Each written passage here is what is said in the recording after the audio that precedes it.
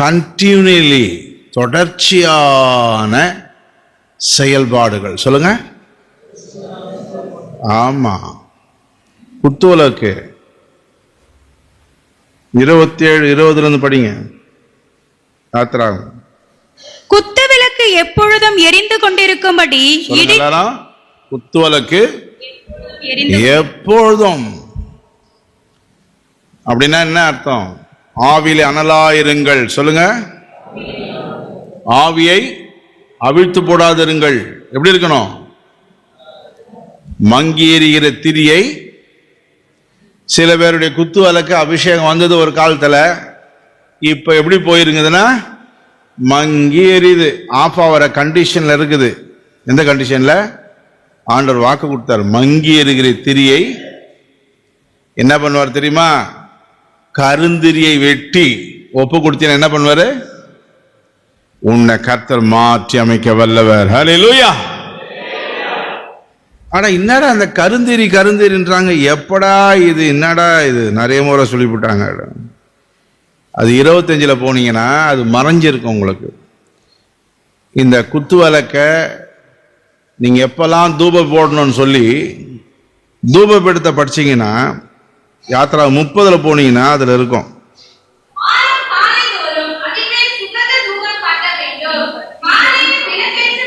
நல்ல கவனிங்க.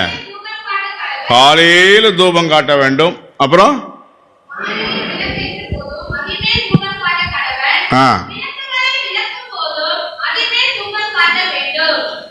எப்படி விளக்குகளை நீங்க நினைச்சீங்க தொலைக்கிறதுன்னு? அப்படி இல்லை. அது விளக்குன்றது கிளீன் பண்றது. என்னது சொல்லுங்க? கிளீனிங். அதுதான் கருந்திரியெல்லாம் வெட்டி மறுபடியும் ஃபயர் பண்ற நைட் டைம்ல. காலை சொல்லுங்க, கரெக்டா மத்தியானத்தை தாண்டி 2-2:30 மணிக்கு சொல்லுங்க, அதை தாண்டி 8 மணிக்கு சொல்லுங்க. எப்போதும் எரிந்து கொண்டே இருக்கணும் தூப விளக்கு. ஏன்னா ஃபுல் கவர்.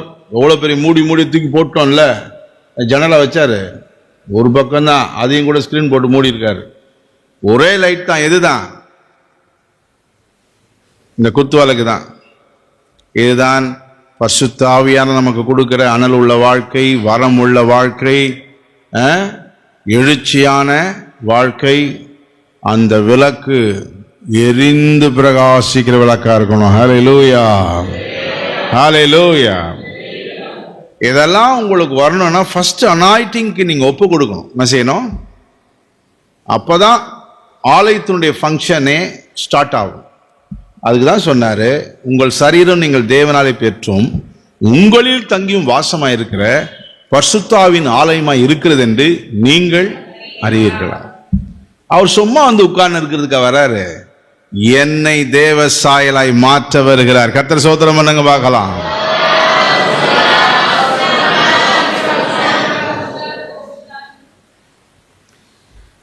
இப்படி தேவ சமூகத்தில் நாம சங்கீதம் 104:34 இந்த சமூக தப்பத்தினுடைய அனுபவம் தான் என்ன வாழ்க்கை? தியான வாழ்க்கை. சொல்லுங்க. இரண்டாவது சில அனுபவத்தை சங்கீதம் 25:14 கர்த்தருடைய ரகசியம் அவருக்கு பயந்தவர்களிடத்தில் இருக்கிறது, அவர்களுக்கு தம்முடைய உடன்படிக்கையை தெரியப்படுத்துவார். எபேசியர் 5:32 இந்த ரகசியம் பெரியது, நான் கிறிஸ்துவை பற்றியும் சபையை பற்றியும் சொல்லுகிறேன். எபேசியர் 3:6 இந்த மாதிரி ரகசியங்கள், தியானங்கள், வெளிப்பாடுகள். சொல்லுங்க. தியானங்கள், வெளிப்பாடுகள். இன்னும் வெளிப்படுத்தல் 2:17 மறைவான மன்னா. என்ன மன்னா? இதுவரைக்கும் யாருக்கும் தெரியாத மறைவான மன்னா. சொல்லுங்க. எவன் பெற்றுக்கொள்ள முடியும்? ஆலயம் ஃபங்க்ஷன் ஆகணும், ஆவியானவர் கீழ்ப்படியணும், குத்து விளக்கு எரியணும், சும்மா அனலா இருக்கணும், ஆண்டவருக்கு பரிசுத்தமாயினே இருக்கணும். அப்ப இந்த மன்னாக்களை நம்ம கொடுப்பார். என்ன செய்வாரு? ஊழியம் செய்யற ஊழியக்காரனுக்கு, ஊழியக்காரிக்கு மன்னாவை கொடுப்பார். என்ன மன்னா இது? மன்னா? ஐயோ எனக்கு தெரியாம போச்சு இவ்வளவு நாள். ஐயோ எங்களுக்கெல்லாம் இந்த ஞானம் வரலையே. கட்டாயம் தருவாரு, கொடுப்பாரு. ஆலயம் ஃபங்க்ஷன் ஆகணும், என்ன செய்யணும்? நிறைய ஆலயம் பிரேக் டவுன்ல இருக்குது. அபிஷேகம் பெற்று செயல்பாட்டில் இல்லாத போச்சு. சாப்பிட வேண்டியது, தூங்க வேண்டியது, செல்போன் கொஞ்ச நேரம் பார்க்க வேண்டியது. அப்புறம் காலையில் சோதர ஆண்டவரே, சபா சோதர ஆண்டவரே, ஹல்லேலூயா ஆண்டவரே, சோதரங்க கர்த்தாவே, நீங்க நடத்துங்க ஆண்டவரே. ஏதோ ஆண்டவருக்காக நீ வந்ததுனால உன்னை கதையை ஓட்டினுங்கிறார்.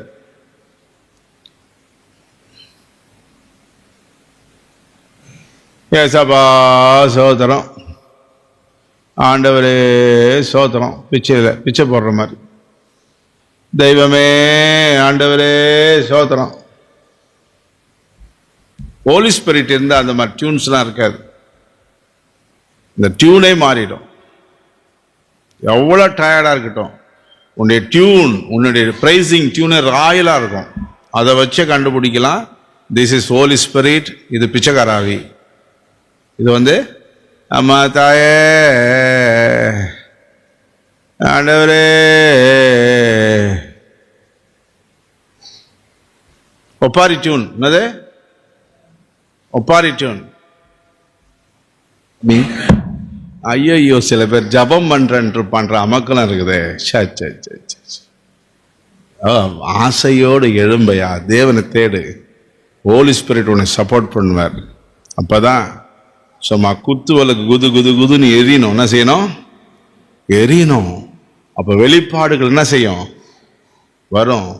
தியானங்கள் வரும். ரகசியங்கள் வெளிப்படுத்துவார். மறைவான மன்னாவை தருவார். இந்த அப்பா அங்க கொண்டு போய் வச்சது என்னன்னா, இவங்களை ஆசாரியன்னு சுட்டது இல்லை, அதுக்கு குவாலிஃபைடான ஆளை சுட வச்சாங்க. கோகாத்தியர்கிட்ட கொடுத்தாரு, அவங்க கொண்டு வருவாங்க. இப்ப இந்த சாபத்துல, இந்த ஓய்வு நாளில் வச்சாங்கன்னா, அடுத்த ஓய்வு நாளுக்கு முன்னாடி அதை எடுத்து யார் சாப்பிடணும்? ஆசாரியர்கள் சாப்பிடணும். யாரு? ஆமா, இவ்வளவுதான். அப்ப அவ்வளவு நாள் என்ன, அது பூர்ணம் பூத்துறாதா? கெட்டு போவாதா? அதுதான் கர்த்தர் மகிமை. ஹல்லேலூயா. அப்படின்னா என்ன அர்த்தம்னா, இன்னைக்கு ஒரு வெளிப்பாடு கிடைச்சா உடனே உண்ட நான் பிரசங்கமாக கொண்டாடக்கூடாது.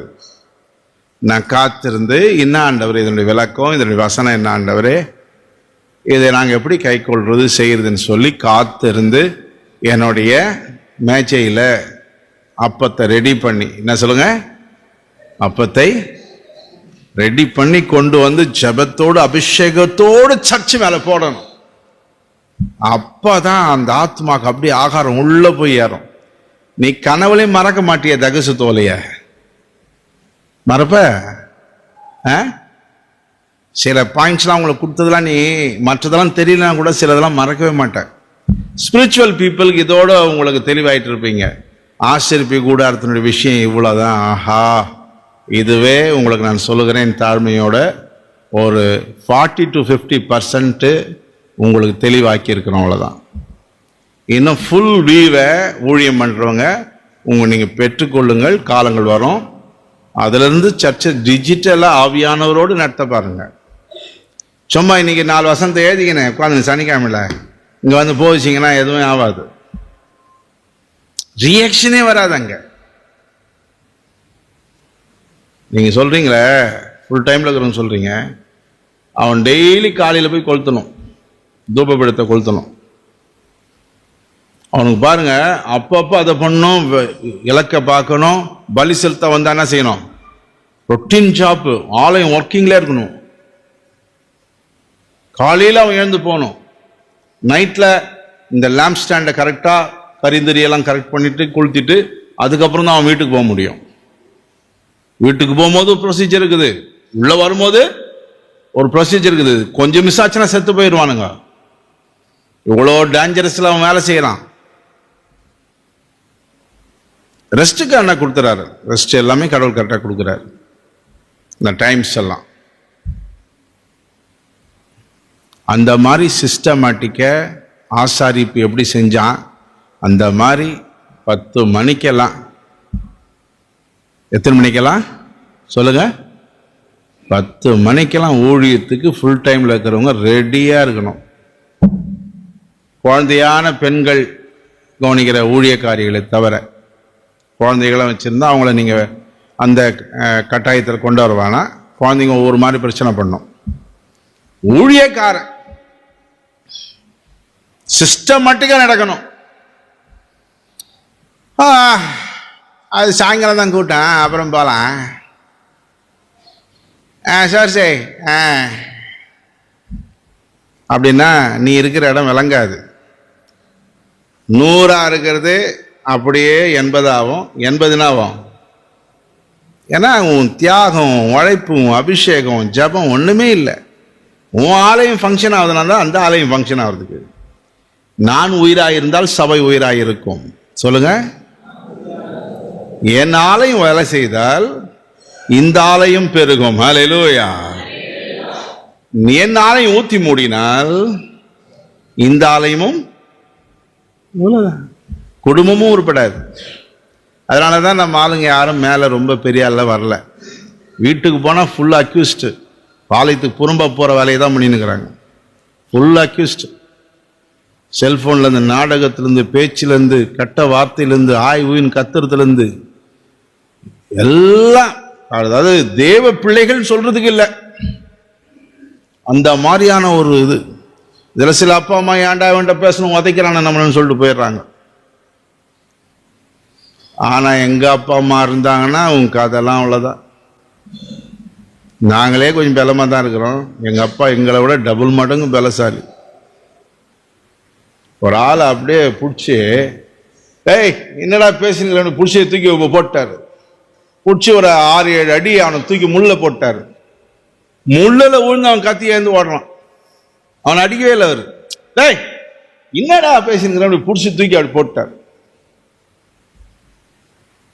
அப்போ எங்களை எப்படி அடிச்சிருப்பாரு பாரு. அவர் சாவறதுக்கு 2 நாளைக்கு போது என் சோல்டரை பிடிச்சின்னு இறங்குறாரு அவர் கை. அப்போ நான் யோசிக்கிறேன், என் தகப்பனுடைய பலம் எவ்வளோ பலமாகுது. என் சோல்டர் அப்படியே ஊனுது, இரும்பு கணக்கு அவர் கை. என்னை பிடிச்சின்னு படிக்கட்டில் இறங்குறாரு. பிடிச்சின்னு இறங்குறது அவ்வளோ சம பலமாக்குறாரு. அப்போ எவ்வளோ உதவ விழுந்திருக்கும் பாருங்க எங்களுக்கு. யாரும் அவர் சாவர வரைக்கும் எந்த பிள்ளைங்களும் ஆய்வு எல்லாம் ஒன்றும் பண்ண முடியாது. போய் ஒரு அரை கொடுத்து அவன் கீழே விழுவான். பாவம் ஏமாலி தாய, ஏமாலி அப்பனை ஏமாத்தின்னு இருக்கிற. உனக்கு வரப்போகுது பாரு உன் சந்ததியில, உன்னை கயிறு போட்டு கட்டி அடிக்கிற ஆள் வரப்போறாங்க பாரு. எப்படி வரப்போறாங்க? ஆமா, அதுக்கு முன்னாடி சீக்கிரமா திருந்தி இந்த பைபிள் ஸ்டடியோட சரியா ஒப்பு கொடுத்துரு, சரியா மாறிக்க.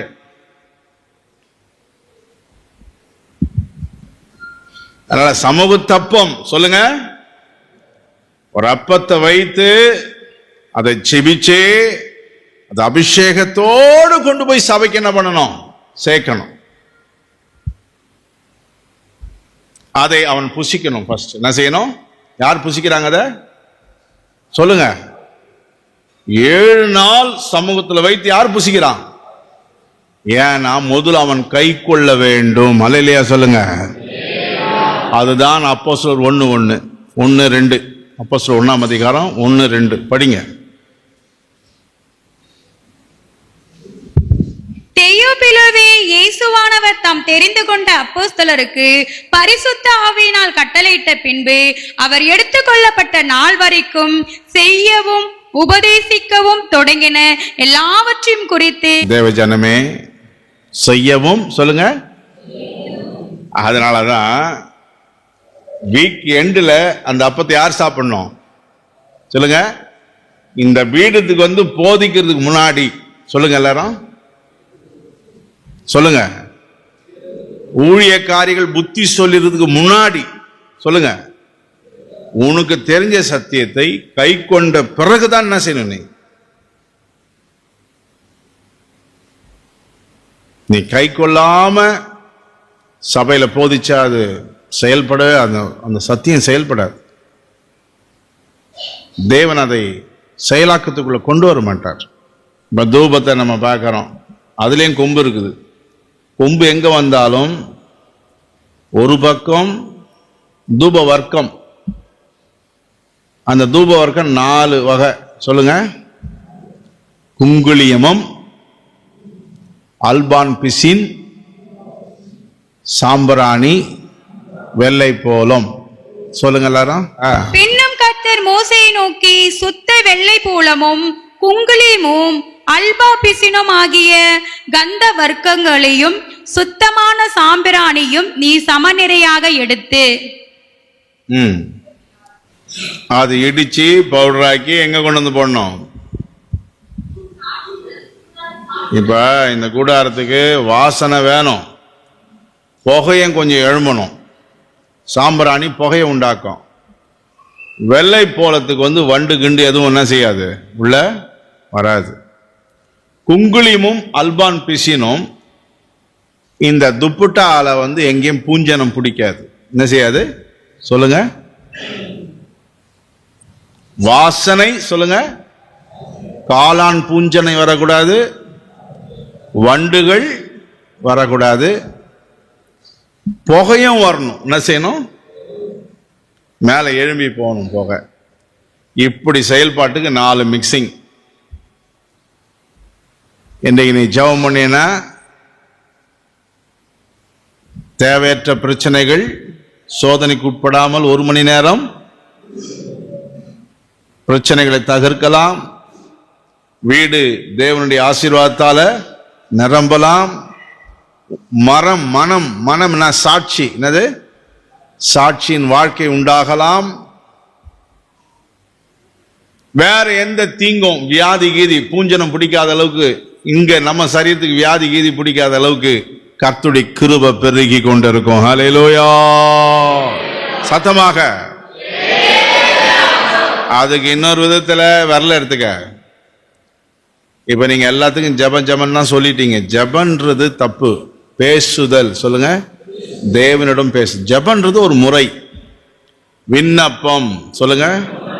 வேண்டுதல், ஜபம், ஸ்தோத்திரம். சொல்லுங்க. அது 4 தான். அது குங்குளியமும் அல்பான் பிசின், சாம்பிராணி, வெள்ளை போலம். ஸ்தோத்திரம் பண்ணுங்க. காலையில் எழுந்து என்ன பண்ணோம்? அதான் எங்கெங்க ஓடிடுறிய. வேற 12 மணிக்கு வேற அபிஷேகம் ஆராதனை போயினுக்குது. அப்புறம் என்னத்தை ஏஜ் என்ன பண்ண போற? நீ என்ன பண்ண போற? கரண்டே இல்லாத என்ன பண்ண போற? கரண்டே இல்லை. எப்படி கிரைண்டர் வச்சு அரைக்க போற? மிக்சி வச்சு எப்படி ஆட்ட போற? சொல்லு. பெட்ரோலே இல்லையா அங்க வண்டியில? எந்த வண்டியில டர்ன்னு ஓட்ட பாக்குற நீ? பெட்ரோலே இல்லை அங்க. பெட்ரோலே இல்லையா? How important. அபிஷேகம் எவ்வளவு முக்கியமானது, ஜபம் எவ்வளவு முக்கியமானது. இந்த ஃபங்க்ஷன்லாம் உங்ககிட்ட இல்லாதனாலதான் நீ எதையோ நினைச்சுன்னு போற வர. நீ ஒரு கனவுல இருக்கிற. இதெல்லாம் உள்ள இல்லாதவன் பேரு ஆலயம் கிடையாது. என்னல்ல? சொல்லுங்க. அவன் பேர் பாளையம். சொல்லுங்க. ஹலோ மிஸ்டர் பாளையங்கள், பாளையத்தம்மா. அநேகர் இங்க ஆலயத்தம்மா இல்ல. நீங்க யாரு? பாளையத்தம்மா. சோறாக்கி துண்ணுட்டு தூங்குறவர்கள் பாளையத்தம்மா. ஊரை சுத்தி ரோட்ல நின்று பேசிட்டு வருவன் பாளையத்தம்மன், பாளையத்தவன். அவன் ஆலயத்தவன் அல்ல. புரியுதா? இப்ப ஏமாத்த முடியுதா? பாத்தியா? ஆசிரியர் கூடாரத்தை கொண்டாடும்போது மாட்டிக்கிறல்ல. ஜபமும் இல்லை, வேத வாசிப்பு இல்லை, அபிஷேகமும் இல்லை, அனல் இல்லை, குத்து வழக்கம் எரியல, ஒன்றும் இல்லை. எப்போ பார்த்தாலும் மைண்டு கேவலமான மாம்ச சிந்த, பபடு, கோபம், எரிச்சல். என்ன ஜபம்? ஆண்டவரே சோதரே கர்த்தாவே அல்லேலூயா. என்ன ஜபம் இது? இது என்ன ஜபயமா? அது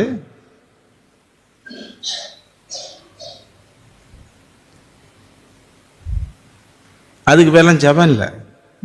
காலையில் எழுந்து கர்த்தரை ஸ்தோத்தரிக்கணும். கர்த்தர் நல்லவர். எப்படி இந்த 4 விதமானது. எனக்கு நான் பண்ண வேண்டுதல் சொல்லுங்க, விண்ணப்பம் சொல்லுங்க. உங்களுக்காக நான் பேசினா என்னது? வேண்டுதல். ஒரு தேவ சித்தத்தோடு சில விஷயத்தை நான் அதை சாதிச்சு கொடுக்க, ஆண்டவர் எப்படியாவது செய்யுங்கப்பா அப்படின்னு தேவ சித்தத்தோடு சொல்லுங்க.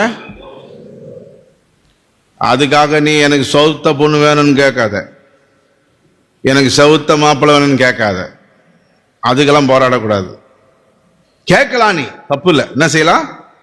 கேட்கலாம், எந்த தப்பும் இல்லை. ஆனா அதுக்கு போராடக்கூடாது. என்ன செய்யக்கூடாது? கூட ஒரு வழி போடணும். ஆகிலும் உம்முடைய சித்தத்தின்படி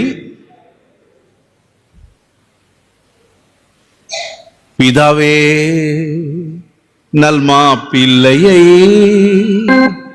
எனக்கு தந்தருளும், ஆகட்டும் உமது சித்தம், அது கருப்போ சிவப்போ ஏற்றுக்கொள்கிறேன், ஏழை அடிமை நானே. கர்த்தர் சித்தம் இல்லாததுக்கு என்ன செய்யக்கூடாது? போராடக்கூடாது. ஆண்டவரே ஆண் பிள்ளை தான் எனக்கு வேணும் ஆண்டவரே, இல்லைன்னா எனக்கு சோத்து போவோம் ஆண்டவரே. நோ நோ, ஆண் பிள்ளையோ பெண் பிள்ளையோ யார் கையில் இருக்குது? உன் விருப்பத்தை நீ தெரிவிக்கலாம், உன் விருப்பத்தை. ஆனா யார் கையில் இருக்குது? நீ ஆண் பிள்ளை பிள்ளை பிள்ளைன்னா உனக்கு பொம்பளை தான் பிறக்கும்.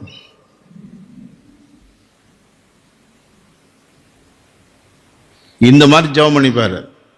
நான் விரும்புறது ஆண் பிள்ளை விரும்புறேன், ஆகிலும் நீர் கொடுக்கறத என்ன செய்வேன் அப்படின்னா ஒரு பொண்ணு ஒரு பிள்ளை பிறக்கும். ஆண் ஆண் ஆண்னா 2 என்ன செஞ்சு விடும், 3ஆவதுக்கு ட்ரை பண்ணாலும் என்ன படிக்கும். அதனால ஜபங்கள் உஷாரா பண்ணணும். நீங்க தூபபீடத்தை சரியா, ஏன்னா அங்க பாத்தீங்கன்னா கொம்பு இருக்குது. கொம்புனாவே ஒரு தூபங்கள் அழிக்கப்படுது. ஒரு மனிதனுடைய ஆவி, பலன், உபவாசம் சொல்லுங்க. என் ஆவியை ஜபத்தில் ஊற்றுகிறேன். எரேமியாவே உனக்கு பதிலாய் ஜனங்களையும் உன் ஜீவனுக்கு பதிலாய் மக்களையும் தருவேன். தன் ஜீவனை அவன் ஊற்றி ஜெபிக்கிறான். ஆண்டவரேன் கதறி அழுது ஜெபிக்கிறான். எங்கெல்லாம் தேவ சமூகத்துல ஒரு நஷ்டமாக்கப்படுதோ அங்க உருவாக்கப்படுகிறது ஒன்று இருக்கும். ஹல்லேலூயா. அங்க ஒரு வெற்றி இருக்கும். ஹல்லேலூயா சொல்லுங்க. அதனால இந்த ஃபங்க்ஷன்ஸ் சரியா நடந்தாதான் நடக்கணும். அடுத்து திடீர்னு பரிசுத்த ஸ்தலத்துல உலாவினே இருக்கிறேன், எல்லாம் பண்ணினே இருக்கிறேன், எவனோ ஒருத்தன் அவுட்டர்ல இருந்து ஏதோ ஒரு வழியை பண்ணி என்னுடைய எண்ணத்தையோ என்னுடைய கவனத்தை திருப்புறான். நான் உஷாராயிரம், ஐயோ இது பிசாஸ் மாதிரி இருக்குது, தந்திரம் மாதிரி இருக்குதுன்னு சொல்லி என் எண்ணத்துல வந்த பிறகு என்ன பண்ணணும், டக்குன்னு பிரகாரத்தில் இருக்கிற பலிபீடத்துக்கு என்ன செய்யணும், அனுப்பிச்சிடணும். என்ன செய்யணும்? அனுப்பிச்சிடணும். ஆண்டவரே உம் ரத்தத்தினால சுத்திகரியும். இதோ இந்த மாதிரி ஒரு வியாபாரத்தில் கோவப்பட்டு நிறைய பேசிட்டேன், என் வாய் என்ன பண்ணுங்க, சுத்தம் செய்யுங்க. எனக்கு அப்படி பேசாத அளவுக்கு, கெட்ட வார்த்தை பேசாத அளவுக்கு என்ன பண்ணுங்க. நீ எந்த கோர்ட்டில் இருந்தாலும் எந்த இடத்துல இருந்தாலும் ஆசரிப்பு கூடாரத்தில் உன்னுடைய உள்ளான மனுஷனுடைய ஆசரிப்பு கூடாரத்தில் டிரான்ஸ்ஃபர் ஆகினே இருக்கலாம், போயினே இருக்கலாம். என்ன செய்யலாம்? நம்ம அடிக்கடிக்கு உடன்படிக்கை பற்றி நினைக்கணும். எதுக்காக அழைக்கப்பட்டேன் சொல்லுங்க, எதுக்காக சொல்லுங்க. அழைப்பையும் தெரிந்து கொள்ளுதலையும் உறுதிப்படுத்துறது தான் உடன்படிக்கை பற்றி. 2 பேதுரு 1:10. ஆகையால் சகோதரரே, உங்கள் அழைப்பையும் தெரிந்து கொள்ளுதலையும் உறுதியாக்கும்படி ஜாக்கிரதையாயிருங்கள். இவைகளை செய்தால் நீங்கள் ஒரு காலம் இடறி விழுவதில்லை. நானும் எடுத்துட்டேன். ஊருக்கு போனேன். அங்க அத்தை மாமாலாம் சினிமாவுக்கு வாங்கன்னு கூட்டின்னு போயிட்டாங்க. எங்க போயிட்டாங்க? ரட்சிக்கப்படாதவங்க எங்க கூட்டின்னு போயிட்டாங்க? சினிமாக்கு. அந்த சினிமாக்கும் போயிட்டு இங்க வரான். ஆண்டவரே, உதவாதவனே, ரட்சிக்கப்பட்ட ஞானஸ்தானம் எடுத்துட்டேன், அந்த பிள்ளைதான். அடுத்த சொன்னாங்க, பிரதர் நல்லா இருக்குங்களா? என்னம்மா வாலி பொண்ணு உட்கார இடத்துல போய் உட்காரணும். வந்து போடுறவங்கலாம் அங்க போட்டுரும். இதுல என்ன இல்லைங்க, இந்த மாதிரி கேவலமானவெல்லாம் மனம் திரும்பிக்க. என்ன செஞ்சுக்க? மனம் திரும்பிக்க. கேவலமான உடன்படிக்கை பற்றிய நினைச்சுக்க. ஒரு இடத்துல சொல்றாங்க, நாங்க ஒரு ஹெல்ப் தான் கேட்டோம் ஐயா. ஒரு 35 வயசு பொண்ணு சொல்லுது, ஒரு ஹெல்ப் தான் கேட்டோம், அதுக்குரிய பணத்தை நாங்கள் கொடுத்துட்டோம். தொடர்ந்து அந்த கிறிஸ்தவன் போன் அச்சகதியாவே இருக்கிறான். கொஞ்சம் நீங்க தான் அதை ஸ்டாப் பண்ணணும். ஏன்னா எங்க வீட்டுக்காருக்கு தெரிஞ்சா என்ன தெட்டி விடுவாரு. ஏன்டா இந்த உதவி அவங்ககிட்ட கேட்டேன்னு பயமா இருக்குது ஐயா. அப்ப நான் போன் பண்ணேன், ஹலோ சார், ஐயா சோத்திரம், அந்த போன் எல்லாம் கொஞ்சம் கட் பண்ணிக்க, இல்லைன்னா பல்லெல்லாம் உடஞ்சு விடும். என்னய்யா? பல்லு உடஞ்சிடும், போன் எடுத்து. இன்னொருத்தவங்க குடும்பத்தை என்ன பண்ணாத, கெடுக்காத.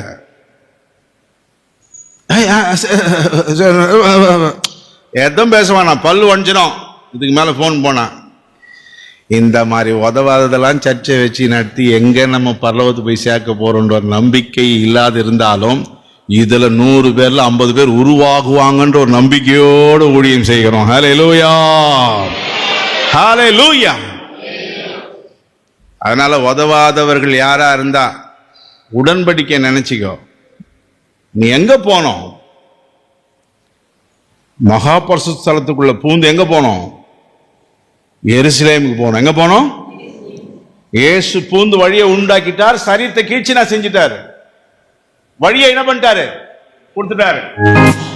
இதுல வேற நீங்க ரொம்ப நல்லா இருக்கிறீங்கன்னு சொல்லிட்டா போச்சு. ஐயோ, கிறிஸ்துவ வாழ்க்கை எல்லாம் பைபிள் கீபிள் எல்லாம் மறந்து ஸ்டேட்டஸ் பறக்கும். ஸ்டேட்டஸா ஸ்டேட்டஸ்.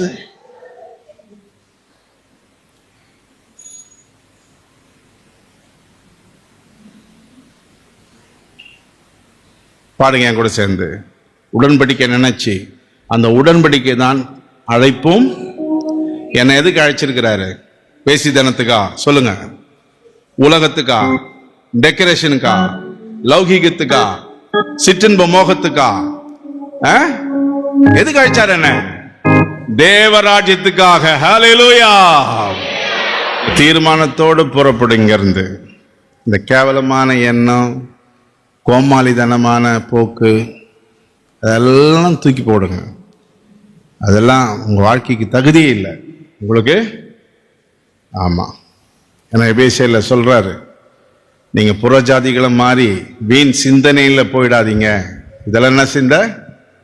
வீண் சிந்த. படிங்க. ஆதலால் கர்த்தருக்குள் நான் உங்களுக்கு சாட்சியாக சொல்லி எச்சரிக்கிறது என்னவெனில், மற்ற புறஜாதிகள் தங்கள் வீணான சிந்தையிலே நடக்கிறது போல நீங்கள் இனி நடவாமல் இருங்கள். உங்களுக்கு கொடுக்கிற கிருபையை இழந்து போவாதீங்க. தேவஜனமே நல்லா புரிஞ்சிங்க. இப்ப பிரகாரம்னா யாருன்னு சொல்லுங்க பார்க்கலாம். சத்தமா சொல்லுங்க. இல்ல 2 மணி ஆனாலும் எழுந்து போக மாட்டீங்க. பரிசுத்த ஸ்தலம்னா எது? ஆன்மா. சொல்லுங்க. மகாபரிசுத்த ஸ்தலம் எது? என் மண்டை ஆவி. என்னது? ஆமா. உடன்படிக்கை மனதில் ஏற்படும் ஞானஸ்தானமானது என் மனதில் ஏற்படுக்கும் உடன்படிக்கை. அது எதுக்காக அழைக்கப்பட்டேன், எதுக்காக வந்தேன்? அது பேதுரு சொல்றார், அழைக்கப்பட்டதை பாருங்கள். அழைப்பும் தெரிந்து கொள்ளதிலையும் ஒரே போக்கஸ். நான் என்டர் ஆவேன் பரிசுத்த ஸ்தலத்துல, ஆலயத்துல நான் ஃபங்க்ஷன் ஆகி பரிசுத்தாவி சொல்லுபடி கேட்டு என் ஆன்மா வளர்ந்து நான் எங்க கிராஸ் ஆகி போவேன்? மகாபரிசுத்த ஸ்தலத்துக்குள். இப்ப எங்க இருந்து போயினுக்கிறேன்? எகிப்திலிருந்து. எங்க இருந்து? எகிப்து, வனாந்தரம், பாளையம், பிரகாரம், பரிசுத்த ஸ்தலம், மகாபஸ்தோல உள்ள என்ட்ராச்சுன்னா அதுக்கப்புறம் அவர் கண்ட்ரோல். மெல்லிய வஸ்திரம் கொடுத்து அவர் தூக்கின்னு போறார் மேல. அன்னையோடு எருசலேம் கட்டப்பட்டு முடிந்து விடுகிறது. ஹல்லேலூயா. அவர் வந்துடுவார். அவர் வந்து காலிங் கொடுத்தா நம்ம பறந்து போயிடலாம். என்ன செய்யலாம்?